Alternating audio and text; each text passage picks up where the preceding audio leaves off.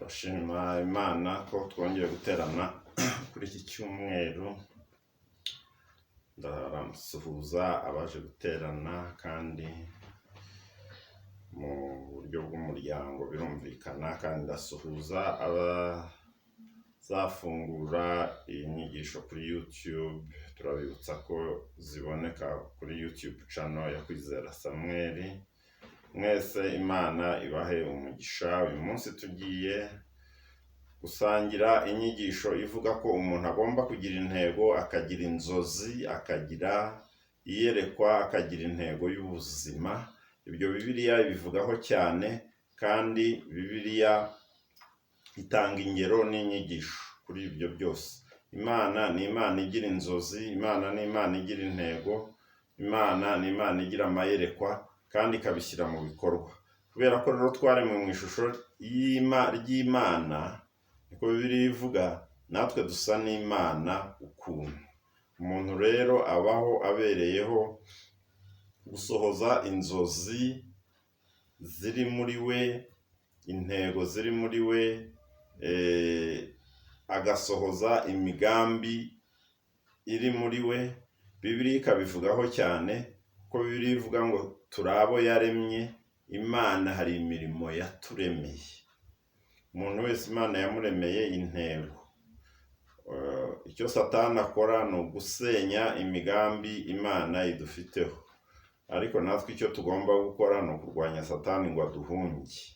Habakuki ibice 2 umurongo wa 2 kugeza ku wa 3 haravuga ngo, maze Uwiteka aransubiza ati, andika ibyerekanywe ubigaragaze ku mbaho, kugira ngo ubisomye byitondere, kuko ibyerekanywe bifite igihe byategekewe, ntibizatinda kukigeraho kandi ntibizabeshye. Naho byatinda ubitegereze, kuko kuza ko bizaza ntibizahera. Urumva rero Imana yavugiye mu muhanuzi Habakuki ngo iyerekwa rifite igihe cyo gusohora ariko ntirizahera. Hoseya 4:6 haravuga ngo, ubwoko bwanjye burimbuwe buzize kutagira ubwenge. Ndetse izindi versions za Bibiliya ziravuga ngo ubwoko bwanjye burimbuwe no kutagira iyerekwa. Imigani 29:18 haravuga ngo, aho amahishurirwa atari, abantu baba ibyigenge. Aho iyerekwa ritari, aho intego zitari, aho imigambi itari, aho inzozi zitari, abantu babura icyerekezo.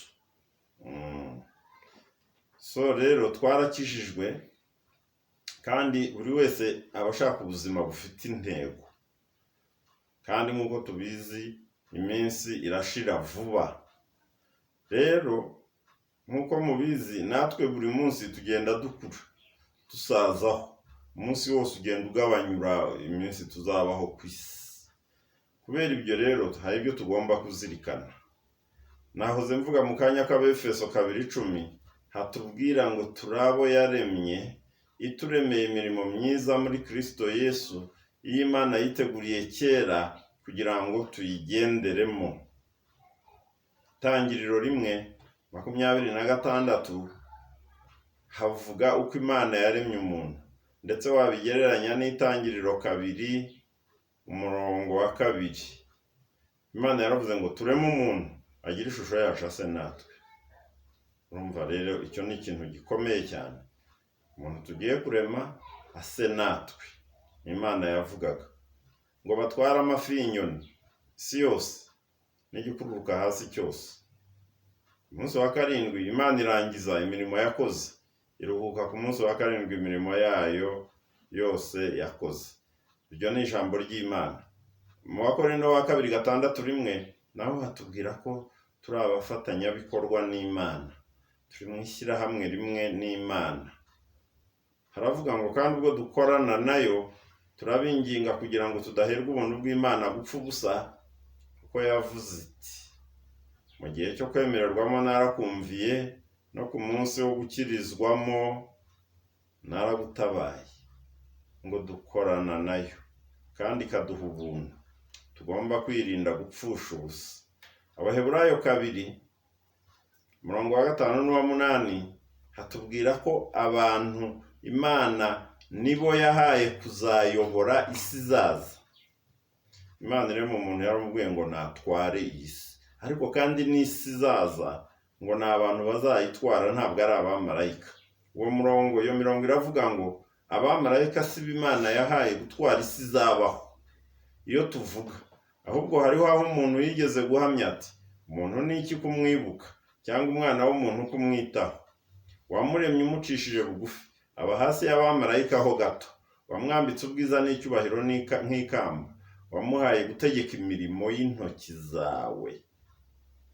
Iyo ni mission Imana yahaye umuntu, ngo umuha gutwara ibintu byose ubishyira munsi y'ibirenge bye. Iyo ni intego yo kubaho y'umuntu. Harimo intego yo mu bumana, divine purpose, ituma Imana yaradushyiriyeho gufatanya nayo tukayobora ibyo yaremye. Ubwo rero icyambere twavuga ni iki? Icyambere twavuga ni uko umuntu ari ikiremwa gihambaye.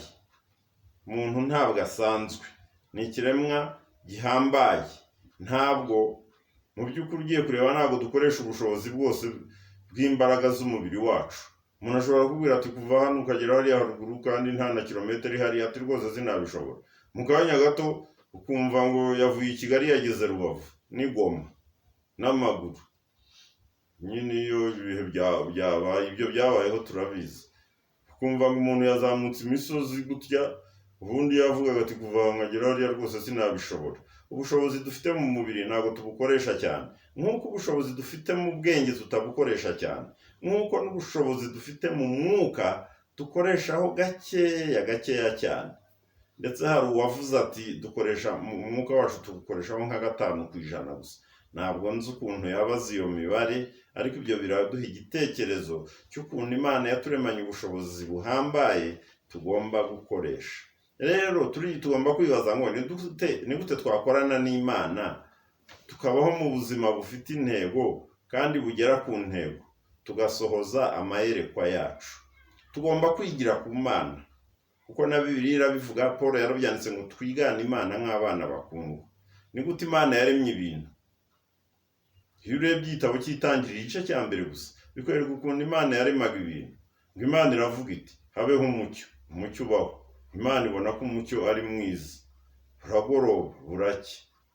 Urumva rero Imana yabanje kugira amashusho y'ikintu ishaka kurema, kuko yaravuga ngo iki nikibeho. Nuko yabaga nyine ifite ishusho yacyo muri yo, ikavuga none igasohora ijambo rikirema, kikakoresha ijambo ryayo ngo kigaragaze, kibonekera amaso. Niyo mpamvu umuntu yakubaza ngo wowe ufite ayahe mashusho muri wowe ubu ngubu?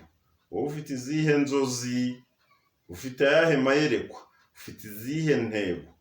Kuko amashusho urema muri wowe, inzozi n'amayerekwa byawe, ni nabyo ruri mu mwuka wera akoresha, kandi bizagira ingaruka kuri ejo hazaza hawe n'imirimo yawe. Yes, ngo Imana iravuga iti amazi yo munsi y'ijuru hateranire hamwe, ahumutse haboneke. Ngo biba bityo. Imana yita ahumutse ubutaka, iteraniro ry'amazi ryita inyanja. Imana ibona ko ari byiza. Imana yabanzaga kugira amashusho, noneho kuko Imana ari umuremyi igategeka. Twebwe ntabwo turi abaremyi, ariko dufite Imana irema muri twe. Ariko kugira amashusho n'inzozi muri wowe ni uruhare rwawe. Amashusho, inzozi n'amayerekwa urema muri wowe, hamwe n'ijambo ubitse muri wowe. Iryo jambo ni iry'Imana, si iryawe. Ijambo ubitse muri wowe, ibyo biba urufunguzo rw'ubuzima bw'umuntu. Ubuzima bw'iki gihe n'ubw'ejo hazaza. Ayo ni amahame ya Bibiliya, niyo Imana yagendeyeho, niyo natwe tugomba kugenderaho ngo tugere ku ntego zayo. Ngo Imana iravuga iti ubutaka bumeze ubwatsi n'ibimera byose n'ibiti byera imbuto ku butaka. Ngo biba bityo. Ubutaka bumeze ubwatsi, ibimera byose byera imbuto zikwiriye amoko yabyo. n'ibiti byera imbuto zirimo utubuto twabyo zikwiriye amoko yabyo. Imana ibona ko ari byiza ko byabaye bityo. Ibyo niyo paje ya mbere ya Bibiliya rwose mu gitabo cy'Itangiriro. Ubutaka n'ibimera n'ibiti byumviye amashusho n'amayerekwa Imana yari ifite. Ubuzima bwawe buzumvira amashusho n'amayerekwa n'inzozi ugira kandi urema muri wowe. Iryo ni itegeko rikora mu isi y'umwuka, rikora mu isi y'ubwenge. Abiga amasomo ya leadership atari ukuvuga ngo ni n'abakirisitu, ibi barabikwigisha cyane ko inzozi zawe, iyerekwa ryawe, ibyo bintu ugomba niyo kugira intego. Niyo mpamvu banakubwira bati andika mission statement y'ubuzima bwawe cyangwa ya kampani yawe. Andika vision, urashaka kugera he kandi ni ibiki ushaka gukora ngo uzahagere. Abisirayeli bashaka kugera i Kanani, iyo yari vision bafite. Nuko Imana iha Mose mission yo kubamanura, kubambutsa inyanja itukura, kubacisha mu butayu. Nubwo wenda Bibiliya itabivuga muri izi mvugo tumenyereye mu masomo ya leadership, ariko bari bafite mission na vision bisobanutse, Imana ibirimo. Ababikomejemo bageze i Kanani. Abaremye izindi nzozi negatifu bagashaka gusubira mu Egiputa barimbukiye mu butayu. Inzozi dufite, amayerekwa dufite niyo akora itandukaniro. Kalebu na Yosuwa bavuye gutata igihugu baravuze ngo Imana izakiduha. Bibiliya ikabatangira ubuhamya ngo bari bafite umutima mwiza. Abandi bajyanye baravuga ngo ntabwo twagera ngo batwica. Barabicuritse, bashyira muri bo ibintu negatifu. Uwavuze ko azagerayo yagezeyo. Uwavuze ko azabarya nk'imitsima yabariye nk'imitsima. Uwavuze ko azapfa yarapfuye. So byabaye bityo rero, hari amategeko agenga ubuzima bw'abantu bikikonekitinga cyane n'inzozi n'amayerekwa bagenderaho. Hano inaha mu Rwanda muzi ikimenyerewe cyane cyakunze kuvuga mu myaka yashize ni iyerekwa vision rizageza mu mwaka wa 20. Ibyo n'abato n'abanyeshuri barabizi. Abantu iyo tugenda hanze batangara cyane ukuntu hari ibintu byinshi u Rwanda rwagezeho ugereranyije n'ibihugu duturanye, kandi nyamara bisa naho biturusha opportunities, biturusha amahirwe kubirebana n'ubushobozi n'amafaranga.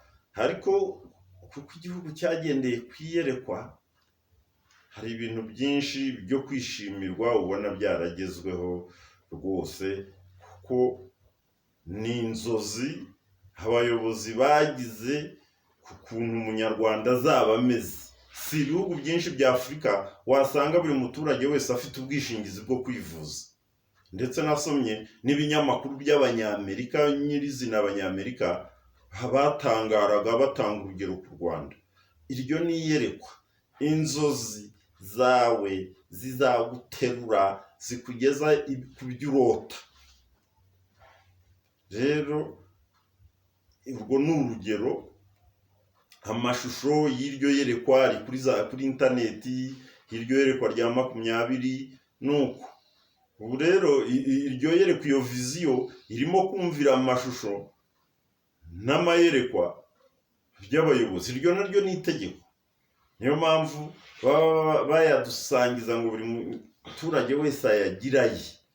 Aburahamu yagize inzozi n'amayerekwa. Itangiriro 13 ni imirongo tumenyereye twese. Usomye nk'umurongo wa 14 ngo Uwiteka abwira Aburahamu ati rambura amaso urebe. Urumva kureba, iryo ni iyerekwa.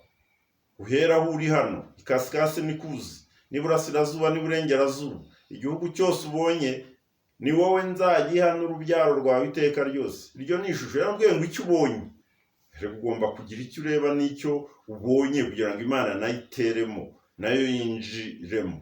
Kandi nzagwiza urubyaro rwawe rumere nk'umukungugu wo hasi. Aho ni mu bice 15 umurongo wa 5 naho havuga ibyo. Ngo yaramwerekaga, aramusohokana, aramubwira ati rarama urebe ijuru. Ayo ni amashusho Imana yahaga Aburahamu. Ubara inyenyeri niba wabasha kuzibara, ati urubyaro rwawe niko ruzangana. Imana irakomeza imuha amashusho, ibice 17 rere ku murongo wa mbere. Ngo Aburahamu amaze imyaka 99 avutse, Uwiteka aramubonekera, aramubwira ati dore isezerano ubwanjye ndariguhaye, nawe uzaba sekuruza w'amahanga menshi, kandi ntuzitwa ukunda Aburahamu, ahubwo nkwisa Aburahamu, kuko nkugize sekuruza w'amahanga menshi. Noneho ishusho rye iyerekwa Imana yamuhaga yarihinduye mu izina, kugira ngo uko bamuhamagaye cyangwa yanditse izina rye yibuke mission afite, yibuke intego y'ubuzima bwe. Nkugize sekuruza w'amahanga menshi. Imana yongera kubwira Aburahamu iti Sarayi umugore wawe ntukamwite ukundi Sarayi, ahubwo ujye umwita Sara, nzamuha umugisha koko, kandi azaba nyirakuruza w'amahanga, abami n'amahanga bazakomoka kuri we. Nibyo, iyo ni iyerekwa yamuhaga ngo ihindure imyumvire ye. Loti nawe yagize amashusho negatifu agisodomu. Umva texte ya Bibiliya uko bivuga.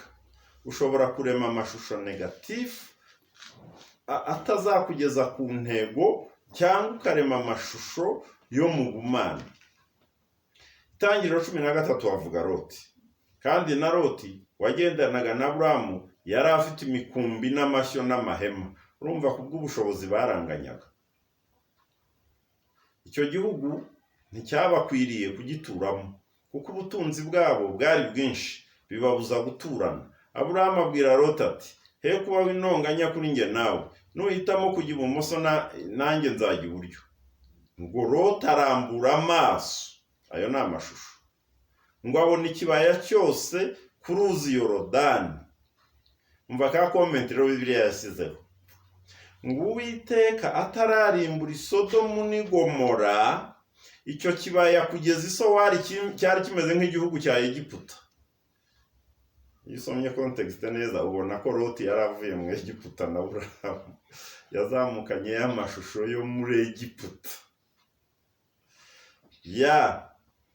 Niyo mpamvu tuvuga ngo iyo udafite amashusho n'inzozi n'amayerekwa bivuye mu ijambo ry'Imana, rivuye mu ijambo bivuye mu ijuru, uzagira ibiva mu Egiputa, kandi bizakugiraho ingaruka ubu n'ejo hazaza.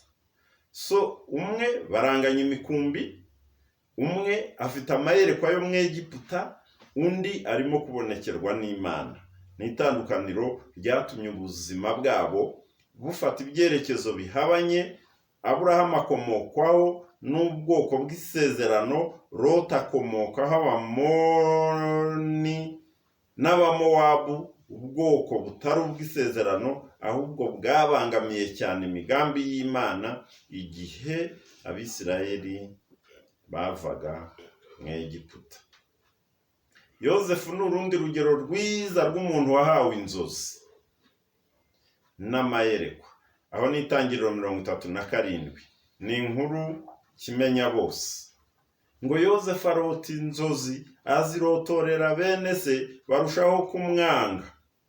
Izo nkuru mwarazisomye, ni inkuru bose bazi inkuru za Yozefu. Ngo yongera kurota izindi nzozi, azirotorera bene se.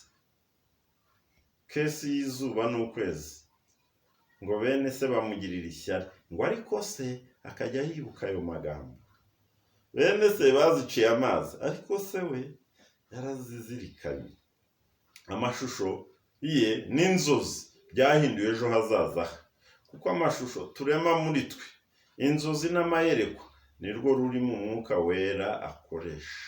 Imana iteramo, ikinjiramo, noneho ikahindura izo nzozi zikuyoboye realite, ikazihindura ukuri.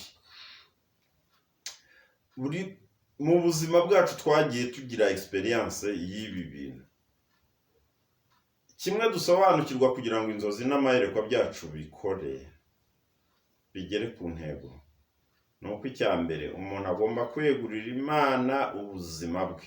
ibyo bamwe twarabisobanukiwe tugikizwa. Iyo ukijijwe ntusobanukirwe icyo kintu ko uhamagariwe kwegurira Imana ubuzima bwawe, ubwo ngubwo ntabwo biba ari agakiza ka Bibiliya, biba ari ibintu by'idini.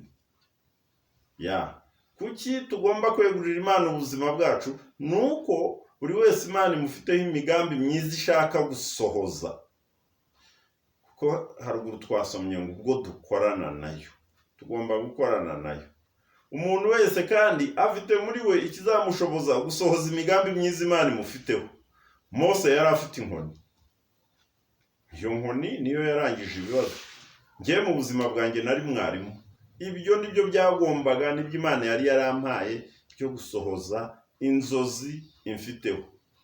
Amashusho urema, inzozi zawe n'amayerekwa bizakumvira, bizahindura ubuzima bwawe n'ejo hazaza hawe.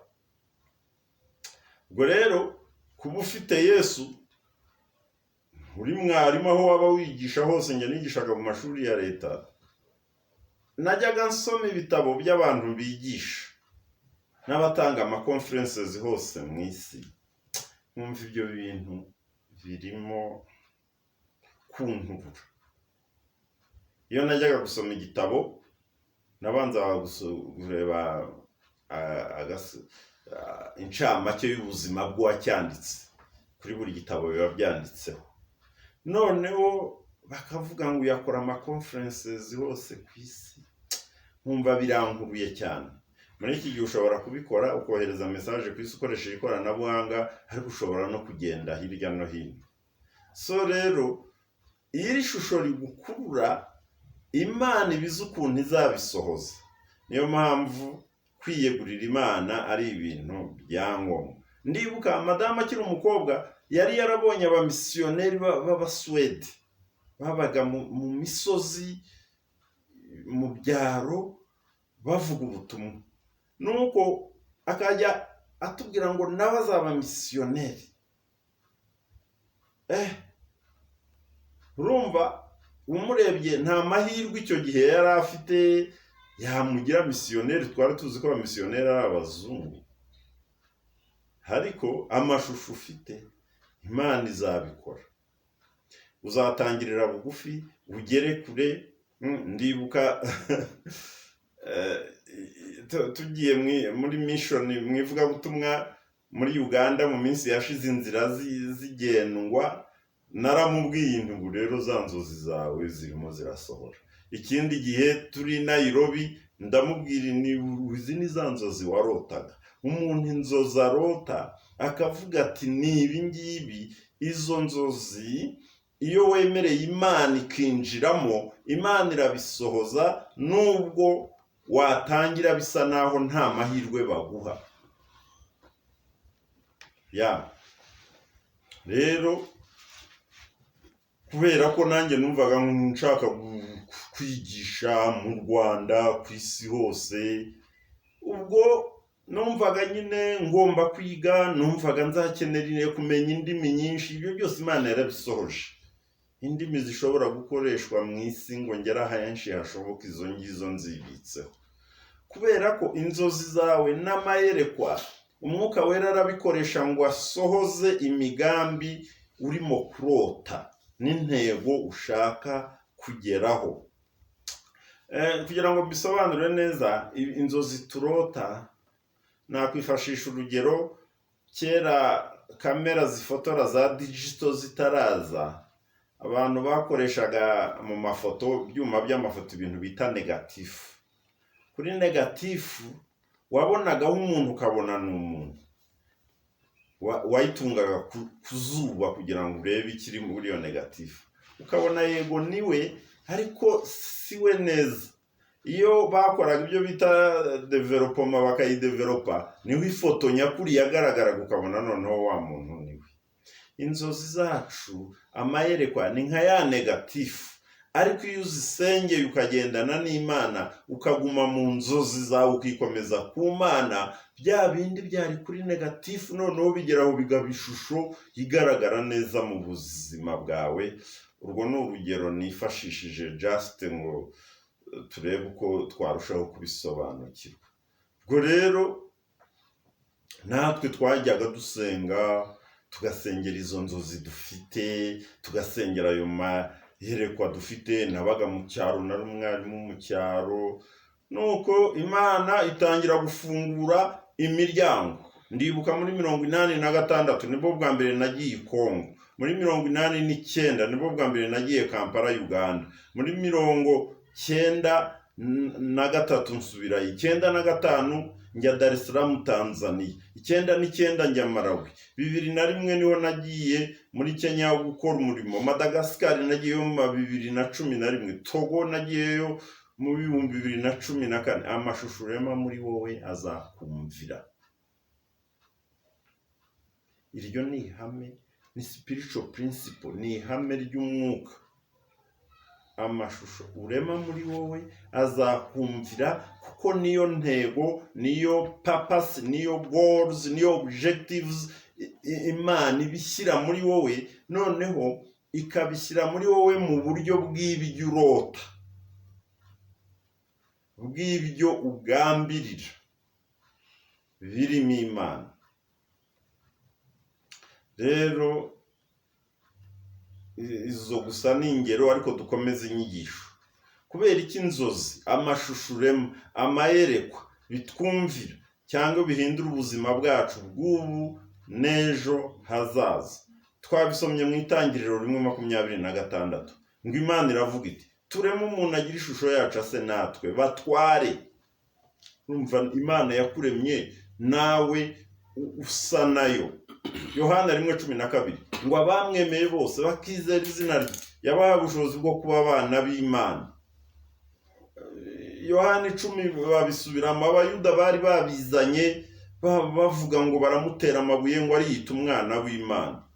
Nuko arababwira ati, ntibyanditswe mu mategeko yanyu ngo naravuze ngo muri Imana? Ngo nuko ubwo yabise Imana, mwebwe ab'ijambo ry'Imana ryajeho, kandi byanditswe bitabasha gukuka. Umva ko kana, namwe yabise Imana, mubwirira icyo uwo data yejeje akamutuma mu isi muti, wigereranyije kuko navuze nti ndi umwana w'Imana. Ni nkaho yakababwiye ngo niba ndi umwana w'Imana, namwe Imana yabibatuyeho, none murashaka kuntera amabuye. Petero wa 2:1-4 haravuga ngo ibyo nibyo byatumye aduha ibyo yasezeranije by'igiciro cyinshi bikomeye cyane, kugira ngo bibatere gufatanya na kamere y'Imana. Indi version y'urundi rurimi iravuga ngo bitume tuba participant de la nature divine, ibatere gufatanya na kamere y'Imana.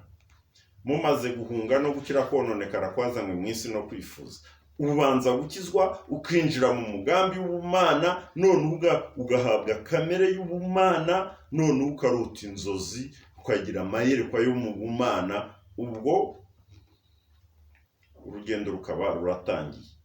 None se ayo mashusho, izo nzozi n'ayo mayerekwa tuzabivoma he? Tuzabikura he? Bibiliya iravuga ngo ibisigaye bene data, abo ni Abafilipi 8, iby'ukuri byose, ibyo kubahwa byose, ibyo gukiranuka byose, ibiboneye byose, iby'igikundiro byose, n'ibishimwa byose, niyo haba hariho ingeso nziza kandi hakabaho ishimwe, ibyo aba ari byo mwibwira. Bibiliya iduha ibyo kwibwira, Bibiliya iduha ingero, ikaduha na principles n'amahame. Ibyo kwibwira ntibibuze, niyo mpamvu ijambo rya Kristo riba muri twe rigwiriye, rigomba kuba muri twe rigwiriye. Bibiliya iravuga ngo umwana ngo umwigishe inzira y'Imana akiri muto, ngo bizatuma ayigumamo. Umushyiremo inzozi nziza akiri muto, kuko na Satani afite inzozi ze negative, ziri distracted, zisenya abantu. Kuko Satani cyakora no kwica no kwiba no kurimbura. Nubona umuntu agenda apfa ahagaze, arimbuka ahagaze, ujye umenya ko ari umurimo wa Satani. Imana yo itanga inzozi nziza, ngo ibyaba ari byo mwibwira. Noneho Paul yitangaho urugero, ibyo nabigishije, ibyo nababwirije, ibyo mwanyumvanye, ibyo mwambonanye, aba ari byo mukora. Ngo Imana itanga amahoro izabana nawe. Bayise Imana itanga amahoro. Imana izabana nawe, isohoza inzozi zawe kandi ufite amahoro yawe. Kubera ibyo rero, Bibiliya iravuga mu Bakolosayi 3:16 ngo ijambo rya Kristo ribe muri mwe rigwiriye, ngo rifite ubwenge bwose no kumenya, ngo muririmbe mu amashimwe, ngo muhugurane mu bihimbano by'umwuka na zaburi. Kandi icyo muzavuga cyose n'icyo muzakora mujye mubikora byose mu izina ry'Umwami Yesu, mushima Data wa twese. Urumva rero amagambo tuvuga arema ishusho mu bayumva. Ibyo ni ukubwira umuntu uti asiki uburemye muri w'ishusho, bitandukanye no kubwira umuntu ngo I love you, ndagukunda. Ijambo ryose usohora rigendana n'ishusho ririherekeje. Niyo mpamvu tujya twibaza impamvu Yesu yashyize ubukana cyane ku bantu. Yaravuze ngo uzabwira mwene se ati wa mupfuwe, ngo akwiriye guhanirwa mu rukiko. Urebye icyo gihano kiraremereye, kuko wa mupfuwe bigendanye n'ishusho runaka. Ngo uzabwira mwene se ati wa gicucu, akwiriye gushyirwa mu muriro w'igehinomu. Yesu hano yatsindagiraga ku mashusho aherekeza ijambo tuvuga. Bibiliya rero iravuga ngo Abefeso 4:29 nguko mubonye uburyo mujye muvuga ijambo ryose ryiza ryo gukomeza abandi kugira ngo riheshe abaryumvise umugisha. Ubundi aho hagumya havuga ibice bitanu ngo nuko mwigana Imana nk'abana bakundwa. Yes, ngo ntihakagire umuntu ubohesha amagambo y'ubusa, de parole vaine, amagambo adafite content, amagambo y'ubupfu, ngo kuko ibyo ari byo bizanira umujinya w'Imana batayumvira. Mushakashake uko mwamenya ibyo Umwami ashima, mujye mushima Imana Data wa twese kubw'ibintu byose, mubishimira mu izina ry'Umwami wacu Yesu Kristo. Noneho Imigani 18 haravuga ngo ururimi nirwo rwica kandi nirwo rukiza. Yes, ayo yose ni amagambo atwereka ko buri jambo tuvuga riherekezwa n'ishusho yaryo. Yubona kubwiye ngo urakagoryi agushyizemo ishusho mbi, bazakubwira ko kubibwira umwana aho ari n'icyaha gikomeye, kuko iyo shusho izamuherekeza yiburira icyizere. Niyo mpamvu usanga abari muri corporate world za businesses, amakampani arabizi cyane. Coca-Cola nta muntu utayizi, no mu mashyamba ya kure barayizi, ariko ihora itanga amafaranga menshi icishaho Coca-Cola. Kuki? Ibishaka ngo ayo mashusho kujyemo wiyinywe nubwo waba utayishaka. Na za MTN, aya makampani y'ubucuruzi baziri hame. Rero Matayo 6:22 haravuga ngo itabaza ry'umubiri ni ijisho. Ijisho ryawe nirireba neza, umubiri wawe wose uba ufite umucyo, ariko niriba ribi, umubiri wawe wose uba ufite umwijima. Urumva rero amashusho urema, amashusho uhora ufite muri wowe, ayo azagira ingaruka. Niba wumva ngo ntacyo uri cyo, ntacyo wimariye, ntacyo uzigezaho, urakagoryi, ntacyo ushoboye, uri umukungugu, uri amazi aseseka ntayorwe, uri umunyorogoto, ibyo ni amashusho negatifu. Ayo si amashusho yagira aho akugeza. Tugomba rero, Imana yacu ni Imana pozitifu, ni Imana irema ibyiza kandi ikabisohoza. Ubwo rero tugomba kwitondera kutipfusha ubusa. Ntabwo tugomba kwipfusha ubusa mu buzima bwo kuzerera mu butayu. Hari ubuzima usanga abantu babaho, ugasanga intego afite, mission afite, vision afite, objective, goals, bijya afite byose no kuvuga ngo mbona gahunga rwose, mbone icyampa inkweto, icyampa ibi, icyampa inzu, ubuse sikurufizi. Ntabwo mvuze ko ibyo bintu bidakenewe, birakenewe, ariko ibyo siyo mayeri ku Imana yaturemeye. Hoya, kuko muri Matayo baravuga ngo ibyo ni abapagani, ngo ibyo nibyo bahoramo, nta rindi yerekwa bafite usibye ibyo. Ubwo rero ntabwo Yesu ashaka ko duhoza muri twa amashusho n'amayerekwa kuri level y'abapagani. Simvuze ko bidakenewe, agicware kuko bikenewe. Yesu akaba yaravuze ngo ibyo Imana izi ko tubikeneye, ubwo bivuze ngo tugomba no kubibona. Niyo bidahari, icyo nicyo ugomba kudiringa bwa mbere, ukibaza Imana impamvu kidahari. Amashusho yacu agombaga kugendana n'ibyanditswe, ariko niba twirwa tuzenguruka mu butayu, icyifuzo cyacu dusengera ari ibyo gusa, hagahunga ku buryo wumva intego yawe ari uko wabona isosi, ibyo bintu ntabwo ari intego y'ubuzima. Niyo mpamvu Yesu yavuze ngo n'inyoni zirabibona zidasenga, zidatura, zitakora iki, zidaramya Imana, zidakora iki.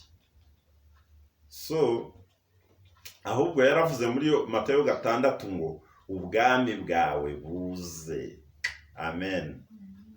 Iyi mirimo yose ukora, Imana izi uko yayihuza no kuzana ubwami bw'Imana. Ubwami bwawe buze. Umva iyo shusho. Usabwa gusa kwiyegurira Imana no gutunganya inzozi zawe n'amayerekwa n'amashusho urema muri wowe. Ubwami bwawe buze. Ayo niyo mashusho tugomba guhorana, kuko muri Matayo Yesu yaravuze ngo biriya dukenera by'ubuzima bwa buri munsi ngo bizaza ari inyongezo tu. Rero Imana igira gusa za original, murabizi, ntabwo igira amafotokopi. Izi uko izahuza indoto zawe, ubuzima bwawe, imirimo yawe no kuzana ubwami bwayo. Ntukavuge ngo icyangira kanaka. Oya, buri wese afite impano ye, ntuzifuze gukora ibyo kanaka akora. Wewe ufite idosiye yawe iri original, kandi iyo ngiyo Imana nibi birimo izayikoresha mu gusohoza ubwami bwayo no kugira ngo kubaho kwawe kugire fulfillment, gusohozwe inzozi zawe zisohozwe. Tuganisha ku musozo, ndagira ngo dusangire amagambo Paul yavuze mu Byakozwe 26:19.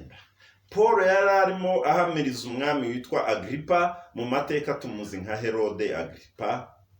Ni umwuzukuruza uriya Herode wa mbere watangije dinasiti y'aba Herode. Yaramubwiye aho mu Byakozwe 26:19 ngo mwami Agripa, mpera ko sinanga kumvira ibyo neretswe byavuye mu ijuru. Mwami Agripa, mpera ko sinanga kumvira ibyo neretswe byavuye mu ijuru. Paul yashakaga kwikomeza ku nzozi ze n'amayerekwa. I was not disobedient into the heavenly vision.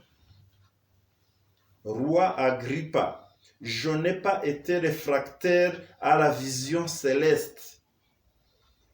Yerekwa yari yarahawe yarigumyemo. Hari indirimbo tujya turirimba 36 mu Gakiza ngo tugume mu ijambo ry'Imana kugeza mu gihe cyo gupfa. Rero Paul yanze kuba kopi y'iby'abandi, yabaye original y'ibyavuye mu ijuru. Reka ubuzima bwawe bube original, umwimereri w'ishusho Imana yari ifite igihe yakuremaga. Niyo mpamvu rero ugomba gutunga Imana muri wowe, ukaba umuntu w'Imana, kugira ngo uhe Imana freedom yo gusohoza muri wowe amashusho yari ifite igihe yakuremaga. Ayo mashusho yagushyiramo iyo Satani atangije communication zawe n'Imana. Noneho Imana iba yiteguye kuyasohoza. Reka rero tugume mu mayerekwa yacu, tuyasohoze, ubwami bw'Imana buze, Imana idukoresheje. Yesu abaho umugisha. Turagushimye Mana ku bw'aya magambo, uyasobanurire abayumvise n'abazafungura iyi video. Umwuka w'Imana akomeze kwigisha abantu nabo nka Paul bo kutareka ibyo beretswe byavuye mu ijuru. Tubisabye mu izina rya Yesu. Amen.